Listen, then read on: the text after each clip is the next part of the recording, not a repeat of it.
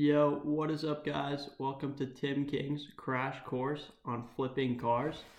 I actually just came up with that now, so I'm pretty proud of myself. I think it sounds pretty dope, not gonna lie. So I guess I'll start out by telling, this is my Instagram page. I'm assuming most people have seen this, and that's why they're here. So if you have seen it, good for you. Probably like and comment on everything, because that'd be pretty nice of you. If you haven't, then obviously go follow me and then go like and comment everything. A little plug. Okay, so I guess what this course is all about is buying and selling cars to make a profit or to at least go even, because most people do, it's kind of a mindset thing, like a society mindset, is to buy a car that's way too expensive and then drive it around for a year, 2 years, and then sell it for like so much less than you bought it for and lose a bunch of money on insurance, gas, and the value of the car from kilometers and all that kind of stuff. It's just kind of stupid in my opinion. I don't know why everybody does that, because if you can get in and out of a car quicker, it'll actually save you a lot of money. So I guess the idea here is a pretty simple concept, I guess, but what I'm going to do is show you guys the step-by-step how to do it. It works literally every time pretty much. You can just do this over and over again, always, basically, for anything. So you basically just want to buy a car low for a low price and then sell it for a higher price, which seems pretty simple, but there are a lot of steps to go into it. It's pretty complicated, I guess you could say.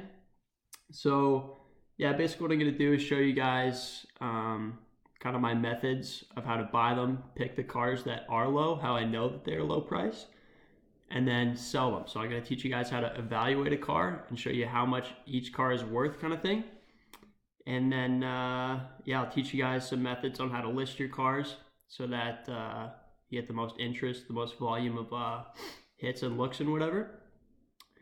And so that's kind of the deal. The most benefit I see from most people off of this wouldn't really be what I've been doing. So what I usually do is I'll sell, for the past few months anyways, I've been doing like 2 or 3 cars a month, and I usually make about $500 to $1,000 per car, although sometimes I've made a bit more. Like the best car I've ever done was about it's actually in this picture here, it was about 2 months ago, that Cadillac. I made about $2,300 off of it, and I had it for like 13 days, but I only had it listed online for like 6 days, so that was kind of dope, not gonna lie. But most don't go like that, but I could definitely teach you guys how to get lucky, get some good deals like that. So where I see the most benefit for most people isn't really doing what I'm doing, like 2 or 3 cars a month, because that's pretty inconvenient for a lot of people. That takes a bit more time, a bit more effort, and there's a lot more risk when you're constantly going in and out of cars and stuff. So and it's inconvenient because you're constantly looking for new cars and other stuff like that. So what I kind of did to counteract that is just have 2 cars at a time, because then if I ever sell a car, I still have 1 more to drive, so I wouldn't be out of it for too long. No rush or pressure to get a new one and then slip up and get a bad deal just because you're in such a hurry. So what I would recommend doing throughout the whole course, kind of keep this in mind, is that try to pick cars that you would want to keep for a month or 2, like probably more like 2 months, simply because it's like this in Alberta anyway. I'm not too sure about other provinces or the states or whatever, but you can only have 6 cars registered to your name every year. So, and if you get more than that, then you need to get a dealer's license, like a car dealer's license, and then you need to pay tax and stuff like that, and it needs to be like a registered business, and it's kind of a huge hassle that you really don't want to go through. So like the only way to get around that would either be like register them in other people's names, I guess, like siblings or parents, which is a little sketchy, or just do 6 kind of thing. So I would aim for every 2 months, unless you really wanted to go at it, or you got a few good deals where you just wanted to get in a car and flip it and make it easy, $2,000 type of thing.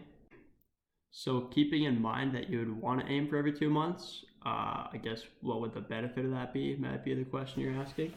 So let's say you spend like whatever, $50 on gas a week, and for a month that'd be like $200. 2 months would be like $400, I guess. Let's say you're spending, it's usually not this much for most people, but like $200 on insurance per month. So you've spent $400 on gas in 2 months, and you spent $400 on insurance in 2 months. That's $800 just on the gas and insurance. And then there's usually like some other costs, like maybe whatever you spend more on gas, or to register your car, it's like $22.40 if you have a license plate, or it's like 80 something if you don't, because you have to buy the license plate. So there's a little bit of hidden costs and stuff like that. But let's say, like, usually worst case, like kind of being pretty conservative, you'd be like $800 down in 2 months. That's kind of a lot for most people, especially if you're like going to school and working part-time and stuff. So the benefit of this is you're driving around for the 2 months. You've paid for gas and insurance, and after 2 months you had a vehicle with the margin that, let's say you bought the vehicle and it was underpriced by $2,000, right? So you drove it around for 2 months, right? You spent $800 into it with gas and insurance, like just living expenses basically. And then let's say it devalued because you put, the average is 2,000 kilometers per month, so you put 4,000 K on it. That usually wouldn't change the value at all, but let's say it did by like 100, $200, which really isn't realistic. It probably wouldn't change at all, 4,000 K. But let's say that happens. Let's say you're about $1,000 into it after 2 months. That's kind of crazy. I don't know why I'd be spending $500 a month on a car, like a used car. That doesn't make any sense to me. Just to get around and go to work and school and stuff, so you can make money and learn to make money and do things you like to do and whatever.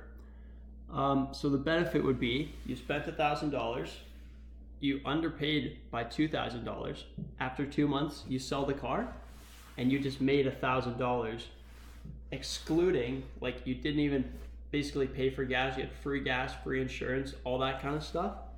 So that's kind of where the huge benefit is. Like, you're basically getting paid $500 a month to drive, and you're expensing all your driving expenses. So that's kind of what my thoughts were starting out. That's what I did with my first car. I had it for about, I bought it for $3,000 back when I was like 16 and a half. Just got the old license unsuspended because, you know, what can you do? And I went and bought a car for $3,000, and I was like, wow. Like, I talked him down a lot. He was asking like 39, and I talked him down to 3 because he liked me. And I'll teach you guys a little bit later how to negotiate and stuff like that with people later on in the series.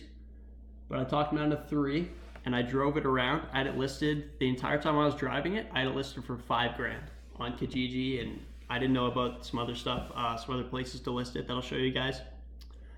So I had it listed for $5,000, and it wouldn't sell. And after about 2.5 months, I just got tired of it, so I dropped it down to $45,000. It was like that for about 2 weeks. And then buddy messaged me, I ended up selling it to him for $41,000. So I basically drove those 2.5, 3 months and made $1,100. So that's kind of what I see most people doing. Knowing what I know now, I probably would have picked a car where I probably could have sold it for $2,000 more or $3,000 more than $1,100.